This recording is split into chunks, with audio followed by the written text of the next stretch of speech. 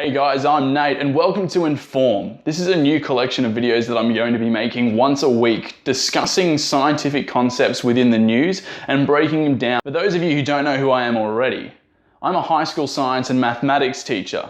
I'm using this as a little bit of a source to be able to get excited about science again instead of thinking about how I can teach it in one of my lessons. So let's get started with our first story. Australian scientists are currently using ultrasound technology to open blood vessels in the brain, which allows the body's natural defenses, the immune system, into the brain to clear out plaque. This plaque actually damages the brain quite a bit, and it is these plaques that cause most of the symptoms in Alzheimer's patients. The treatment was performed on mice, and after the treatment, 75% of their mice fully recovered their normal brain function without any damage to the surrounding area. They're hoping for human trials in the next 2 years. Growing skin isn't a massive breakthrough, but Japan's Riken Center of Development Biology has made an astounding breakthrough in sense of functionality.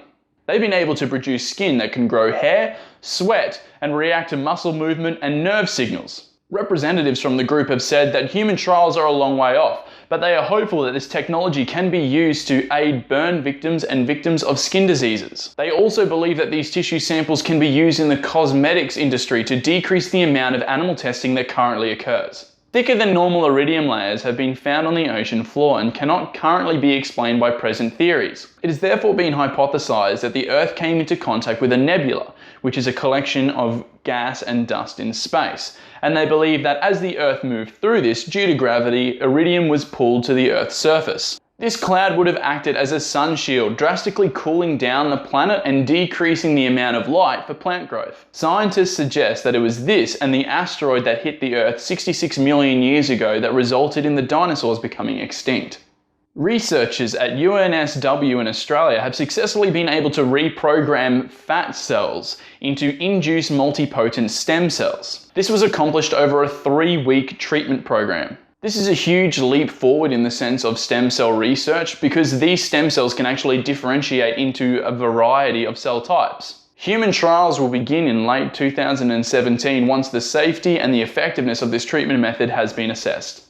Scientists intend to send a submarine to Titan, Saturn's largest moon. They have picked Titan because it is a highly active environment, and they have also identified high levels of organic compounds. It is because of this that they think that there could be some form of life present. The big debate, however, is what it should do while it is there. Should the vessel collect as much data as it can in one spot, or should it go off and explore the depths?